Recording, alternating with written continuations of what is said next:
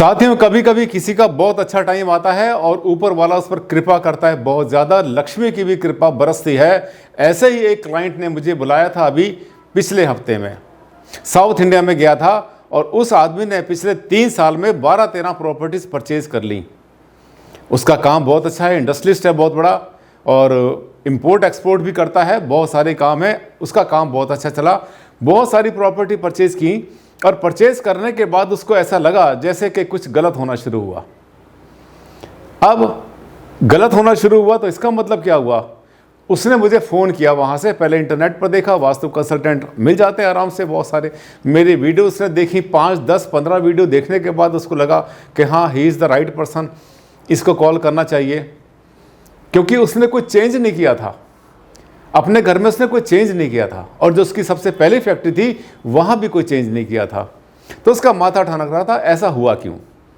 और किसी को उसने दिखाया, आसपास कोई रहते थे पंडित जी, वहाँ पर पूजा पाठ करने उनके घर पे फैक्ट्री पर आते थे। उन्होंने कहा सर कुछ गड़बड़ तो हुई है वास्तु की, लेकिन मैं वास्तु कंसल्टेंट नहीं हूँ, बता नहीं पाऊँगा, आप किसी कंसल्टेंट को बुलाइए। उन्होंने मुझे बुलाया और मैं जब वहाँ पर गया तो जाने के बाद ये देखा कि कारण कहीं और छुपा हुआ था। वो कौन सा कारण था आज मैं आपसे शेयर करूंगा। चलते रहिए इस वीडियो पर आखिर तक। डॉक्टर आनंद भारद्वाज, वास्तुशास्त्र के एनसाइक्लोपीडिया।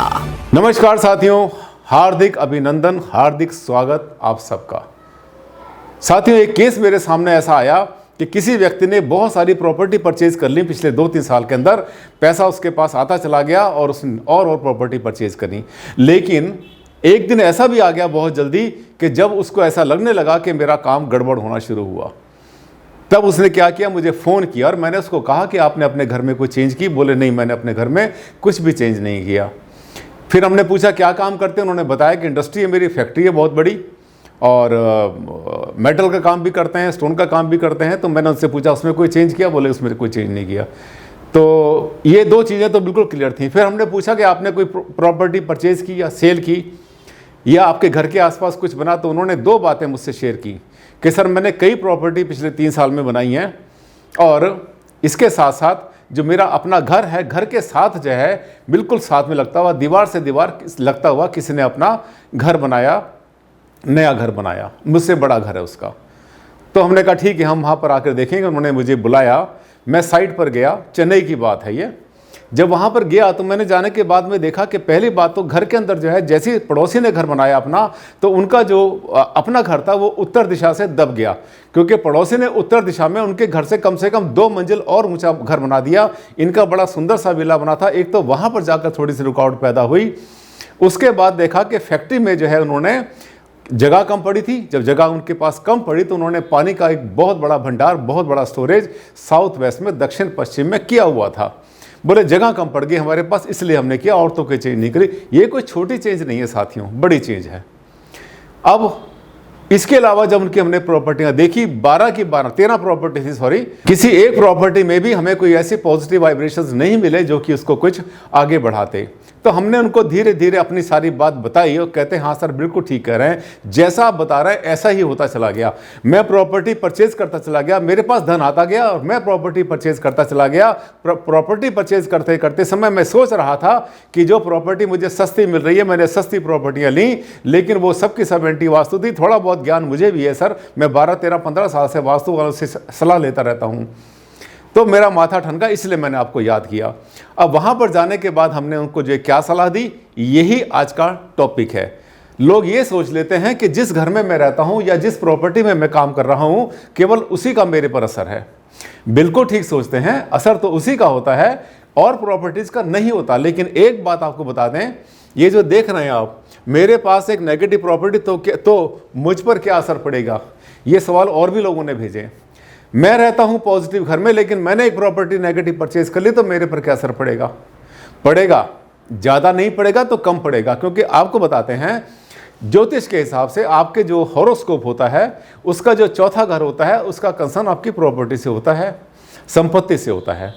जब भी आप कोई नेगेटिव प्रॉपर्टी परचेज करते हैं, कोई ऐसी जगह जो कि पहले से कस्ड हो, पहले से खंडर हो, उसने मालिक को बर्बाद किया हुआ हो, मालिक वहां से जो है खत्म होकर चला गया, मान लिया उसके पास कुछ नहीं बचा, परेशान होकर गया, उस घर की हिस्ट्री अच्छी नहीं रही, घटनाएं वहां पर उल्टी सीधी घटी हैं और वो प्रॉपर्टी आपने सस्ते के चक्कर में ले ली, तो ये मान के चलना कि उसका कुछ ना कुछ प्रभाव आएगा, क्योंकि वो आपके भाग्य में आ चुकी है, आपने परचेज कर लिया, अब वो प्रॉपर्टी आपकी है। इसलिए अगर आप दूसरी प्रॉपर्टी परचेज करते हैं, कोई भी नई प्रॉपर्टी परचेज करते हैं, चाहे सस्ती मिल रही हो महंगी मिल रही हो, इस चक्कर में नहीं रहना चाहिए कि हमें सस्ती प्रॉपर्टी मिल रही है तो मेरे पर क्या असर पड़ेगा, मैं किराएदार को दे दूंगा, मैं इन्वेस्टमेंट कर दूंगा, मैं आगे चल के बेच दूंगा। ये बातें मत सोचो। जो भी प्रॉपर्टी लेते हो कम लो, आप 5 प्रॉपर्टी मत लो, 2 लो, 2 नहीं लो, 1 लो आप, लेकिन जो लो बिल्कुल जिसे कहना चाहिए कि सोने की तरह खरी, एक भी कमी इसमें नहीं होनी चाहिए।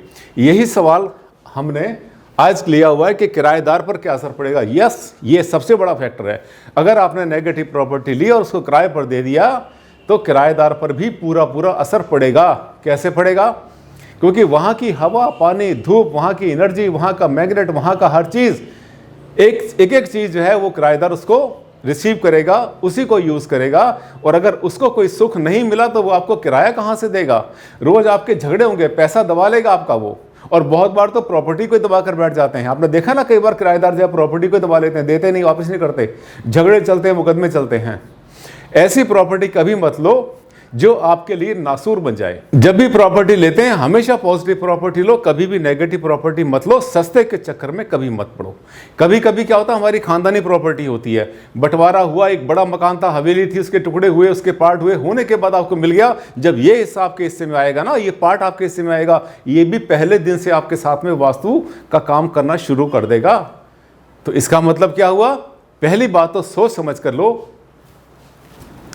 कोई भी प्रॉपर्टी अगर आप ले रहे हैं, अच्छी तरह से डंके की चोट पर लो और ठोक बजा कर लो। एक कंसल्टेंट को हायर कर लो, कोई भी कंसल्टेंट, जहां भी आप हैं उस शहर के आप अच्छे से अच्छे कंसल्टेंट को हायर करो, जो कि आपको उस प्रॉपर्टी के बारे में पूरी रिपोर्ट दे, पूरा बताए कि लेने की भी है या नहीं है। और अगर गलती से आपने ले भी लिया, मान लिया, तो लेने के बाद अगला सवाल क्या होता है?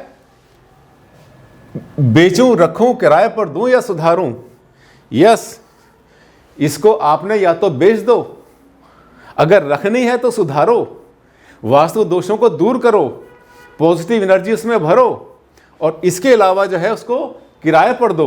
अगर ऐसा लगता है कि आपके पास जो प्रॉपर्टी है वो ज़्यादा बेटर है, तो आप जो आपने परचेज करी है प्रॉपर्टी, उसका सुधार करवाकर, उसमें वास्तु दोष का निवारण करवाकर, और वहाँ पर जो है वास्तु के जितने भी आप रेमेडी कर सकते हैं वो सब करो, और करने के बाद आगे उसको किराए पर दे सकते हैं।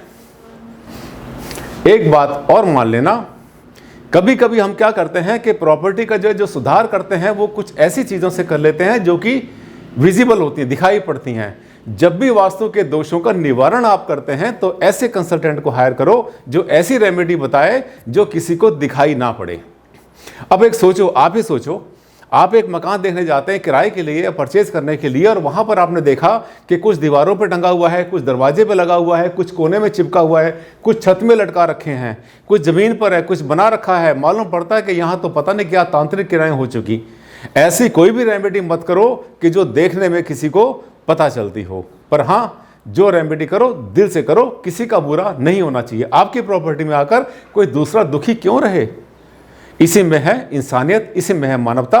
वास्तु कंसल्टेंट के लिए, वास्तु कंसल्टेंसी के लिए आप कभी भी इसमें कंजूसी मत करना, कभी भी इसमें बचाने की कोशिश मत करना, क्योंकि उसमें क्या होगा कि आगे चल के जब आप उसको उसकी सलाह लेंगे तो थोड़ा सा उसके लिए भी कॉम्प्लिकेटेड हो जाता है किसी बहुत ज़्यादा बिगड़े हुए केस को ठीक करना।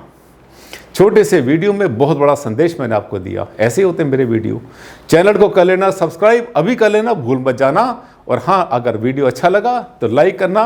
सोशल मीडिया पे अपने मित्रों में, अपने जितने ग्रुप आपके हैं सब के ऊपर इसको ज़रूर शेयर कर देना ताकि ये ज्ञान सबको मिले। आज के लिए साथियों बस इतना ही। कल फिर मिलेंगे एक नए टॉपिक के साथ। तब तक के लिए दें मुझे इजाज़त। नमस्कार।